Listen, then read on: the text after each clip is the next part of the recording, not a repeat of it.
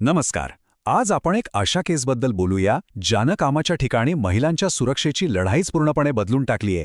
ही गोष्ट आहे मृदू चव्हाण यांची, ज्या एकट्या स्टेट बँक ऑफ इंडियासारख्या मोठ्या संस्थेसमोर उभे राहिल्या.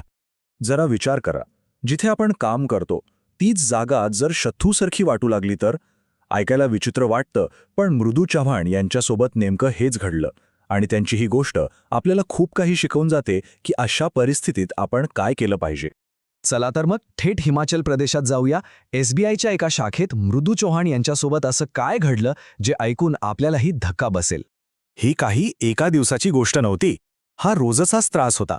सततचा मानसिक छळ, टोमणेबाजी आणि अरेरावी या सगळ्यामुळे मृदू यांना कामावर जाणं अक्षरशः नकोसं झालं होतं.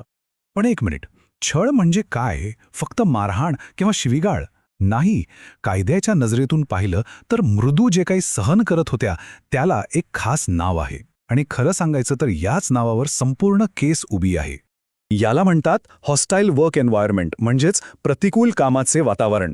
आणि आपला पॉश कायदा अगदीच स्पष्टपणे सांगतो की असं वातावरण तयार करणं हा सुद्धा लैंगिक छळच आहे.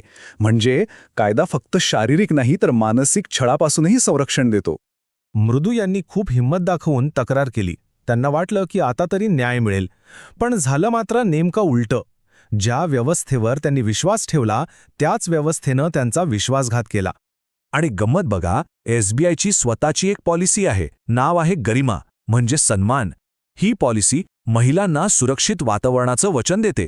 पण मृदूच्या बाबतीत काय झालं तर ह्याच गरिमा योजनेची अक्षरशः पायमल्ली झाली. विचार करा, त्यांनी फक्त एका सुरक्षित ठिकाणी बदली मागितली होती, पण बँकेने त्याकडे पूर्णपणे दुर्लक्ष केलं. ज्या व्यक्तीमुळे त्रास होतोय त्याच्याच हाताखाली पुन्हा काम करायला भाग पाडणं यापेक्षा वाईट काय असू शकतं. इतकंच नाही, बँक इथेच थांबली नाही. जे झालं ते तर अजूनच धक्कादायक होतं. त्यांच्या आजारपणामुळे, म्हणजे जो त्रास बँकेमुळेच झाला होता त्याच कारणावरून त्यांना नोकरीवरून काढून टाकण्यात आलं. विचार करा, ज्यांनी त्रास सहन केला शिक्षाही त्यांनाच. पण मृदूनी हार मानली नाही. त्याने हा लढा थेट कोर्टात नेला. आणि तिथूनच या संपूर्ण कहाणीला एक जबरदस्त कलाटणी मिळाली.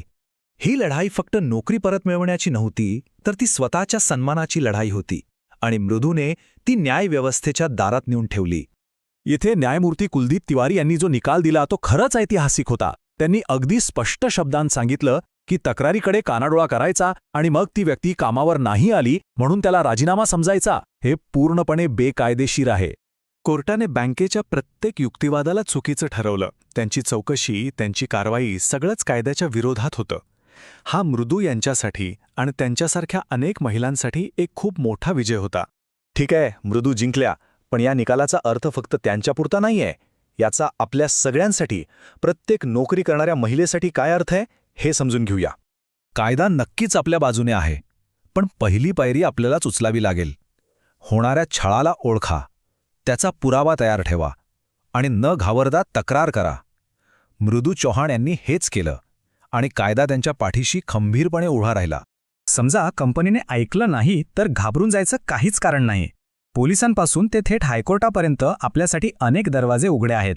गरज आहे ती फक्त योग्य दरवाजा ठोठावण्याची. तर मृदू चव्हाण यांच्या या लढाईतून आपण काय शिकलो? एकच गोष्ट, की आपली प्रतिष्ठा, आपला सन्मान हीच आपली खरी ताकद आहे. कोणतीही संस्था कितीही मोठी असो, ती कायद्यापेक्षा मोठी असू शकत नाही. नेहमी लक्षात ठेवा, आपला सन्मान हा आपला हक्क आहे आणि कायदा नेहमी आपल्या पाठीशी उभा असतो. या सुंदर आत्मिक प्रवासात माझ्यासोबत केल्याबद्दल तुमचे खूप खूप धन्यवाद. आणि हे ज्ञान आपल्यापर्यंत पोहोचवणाऱ्या ग्रीन रुद्राक्ष चॅरिटेबल ट्रस्टचे पुन्हा एकदा मनपूर्वक आभार. तुमचा दिवस शुभ असो.